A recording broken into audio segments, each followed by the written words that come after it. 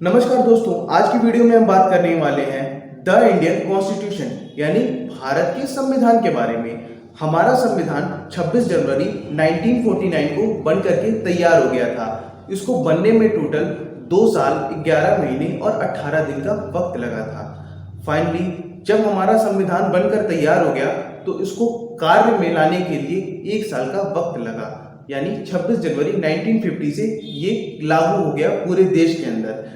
इसी दिन लागू करने का खास कारण यह है कि इसी दिन 26 जनवरी को ही कांग्रेस ने पूर्ण स्वराज की मांग की थी। जब हमारा संविधान बनकर के तैयार हुआ तो उसमें टोटल 395 आर्टिकल्स, 22 पार्ट्स और 8 शेड्यूल्स थे, लेकिन 104 अमेंडमेंट यानी टोटल 104 अमेंडमेंट यानी उसमें बदलाव के बाद इस वक्त प्रेजेंटली हमारे पास 448 आर्टिकल्स, 25 पार्ट्स और 12 शेड्यूल्स हैं। तो सबसे पहले हम लोग जानते हैं आर्टिकल, पार्ट्स और शेड्यूल्स में क्या क्या अंतर है।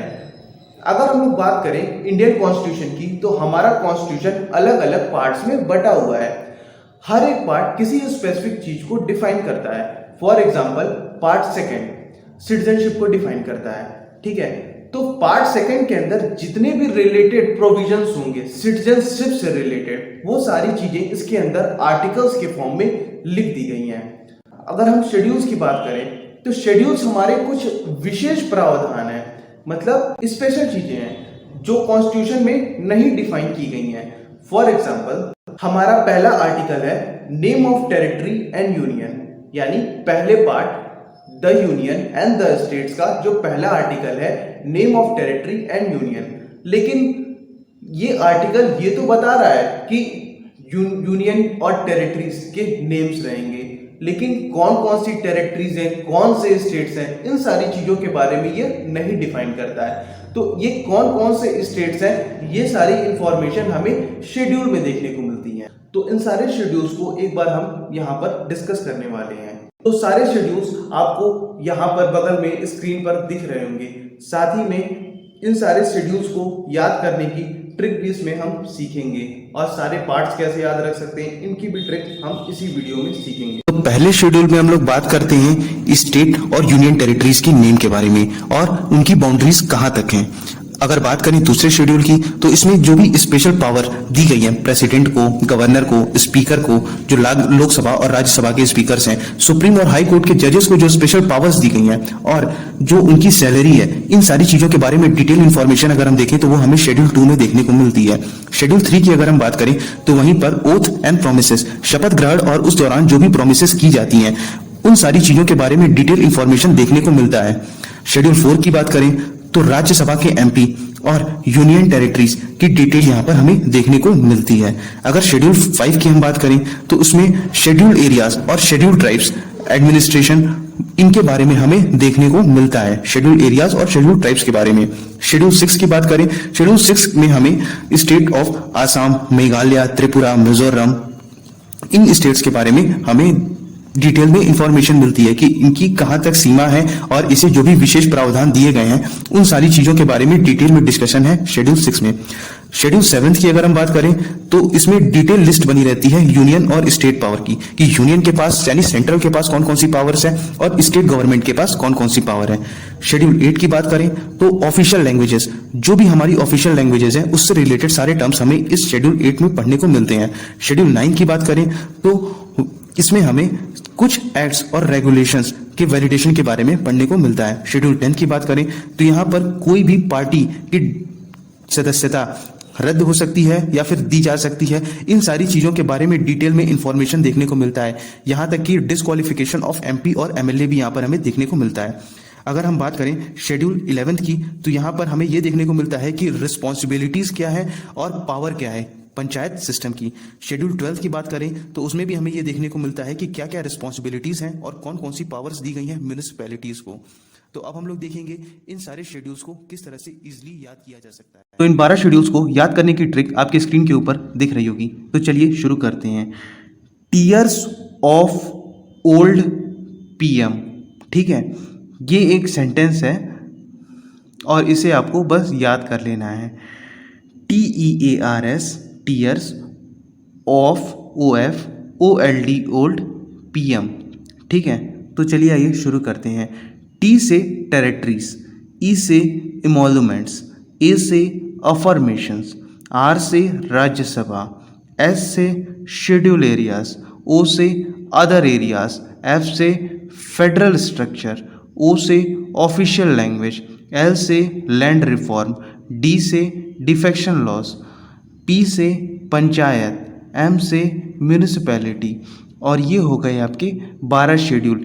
12 शेड्यूल के जो इम्पोर्टेंट वर्ड है, जो कीवर्ड जिससे आप याद कर सकते हैं ईजिली और रिमेंबर करके आप बता सकते हैं कि इस शेड्यूल में क्या चीज़ें बताई गई हैं। तो इन 12 शेड्यूल्स की मदद से आई होप सो आपको समझ में आ गया होगा। तो अब बात करते हैं हम लोग पार्ट्स ऑफ इंडियन कॉन्स्टिट्यूशन के बारे में। तो उसमें सबसे पहले हमारा आता है the union and it's territory, दूसरा सिटीजनशिप, तीसरा फंडामेंटल राइट्स, चौथा directive principle of state policy, fourth का ही ए पार्ट है हमारा fundamental duties, the union, the states. एक काम करते हैं गाइस, स्क्रीन पर ही डायरेक्ट लेकर के चलते हैं और वहां पर हम लोग डिटेल में देखते हैं कि किस पार्ट में कहां से कहां तक के आर्टिकल्स हैं, ठीक है। तो वहां पर ज्यादा अच्छे से समझ में आएगा। और याद करने के लिए इन जितने भी पार्ट्स हैं इसके लिए वीडियो को देखिए। यहाँ पर मैं ट्रिक्स बताने वाला हूँ, जैसे ही ये पार्ट्स खत्म होंगे मैं एक्सप्लेन कर चुका रहूंगा आपको, मैं यहाँ पर इसकी ट्रिक भी बताऊंगा। तो आप देख सकते हैं अपनी स्क्रीन के ऊपर पार्ट्स ऑफ इंडियन कॉन्स्टिट्यूशन। सबसे पहला part union and it's territory, इसमें आर्टिकल 1 से 4 तक बताया गया है।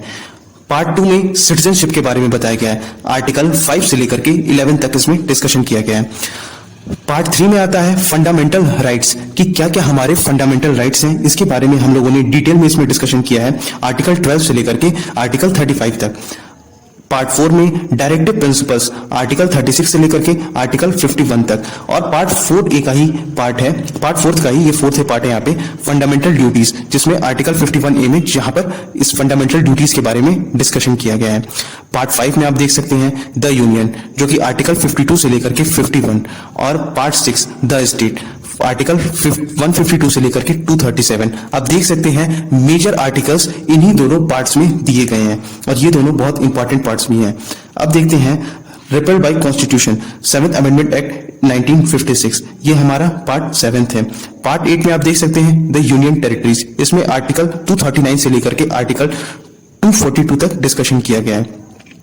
पार्ट 9 में द पंचायत, इसमें आर्टिकल 243 से लेकर के 243O तक डिस्कशन किया गया है। उसके बाद आप देख सकते हैं म्यूनिसिपैलिटीज, जिसमें आर्टिकल 243P से लेकर के 243ZG तक डिस्कशन किया गया है।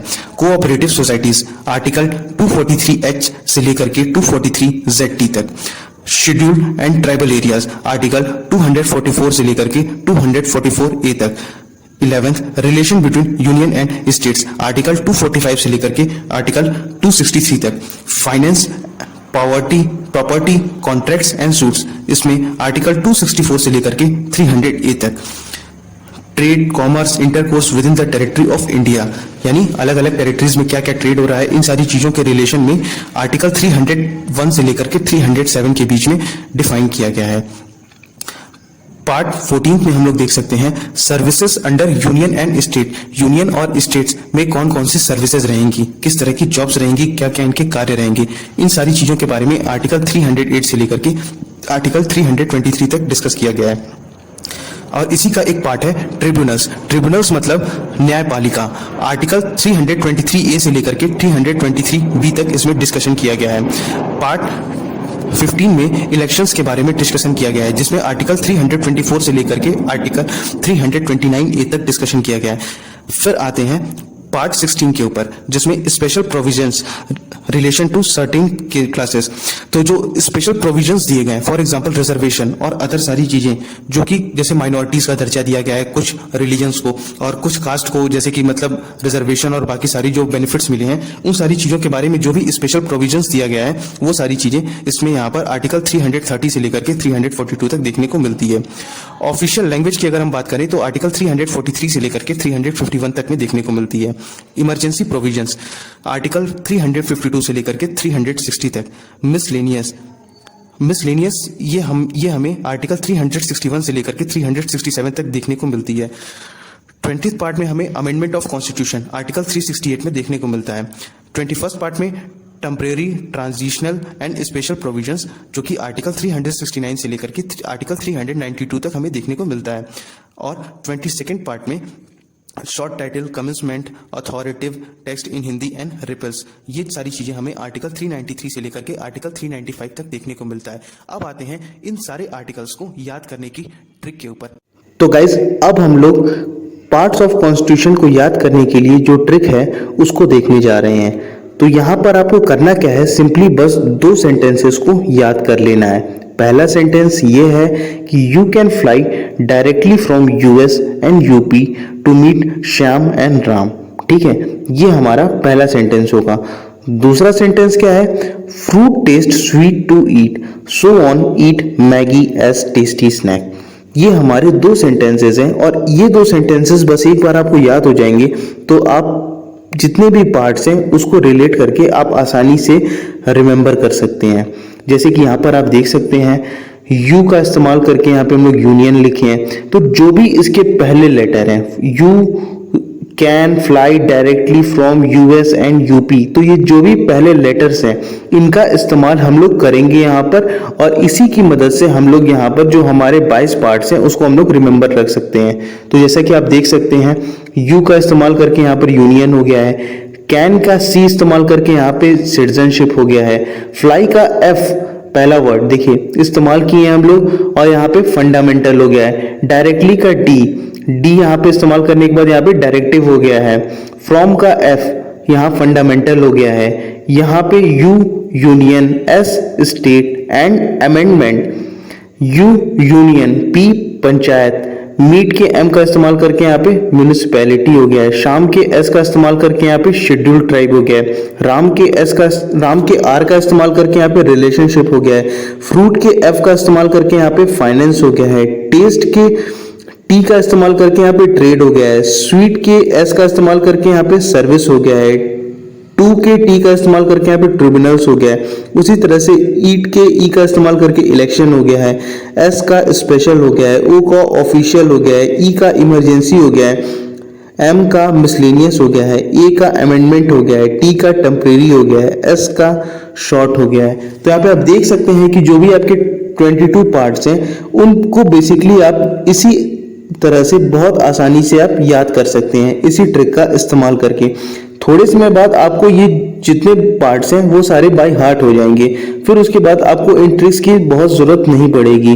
तो guys I hope so parts, schedules और आर्टिकल्स के बारे में आपको कुछ जानने को मिला होगा और आप काफ़ी हद तक समझ भी चुके होंगे इनके बारे में। हर पार्ट से रिलेटेड जो भी आर्टिकल्स हैं उनको लेकर के ट्रिक्स के साथ याद करने के लिए बाकी सारी वीडियोस भी बनाई गई हैं। तो आप मेरे चैनल पर आइए, इन वीडियोस को भी देखिए, एक एक पार्ट के बारे में अपने कॉन्सेप्ट को, अपनी चीज़ों को, अपनी नॉलेज को और एक्सपेंड करिए और जानिए इंडियन कॉन्स्टिट्यूशन के बारे में। तो शुक्रिया आपका हमारे चैनल पे आने के लिए। Thank you everyone, have a nice day. मिलते हैं आपसे अगली वीडियो।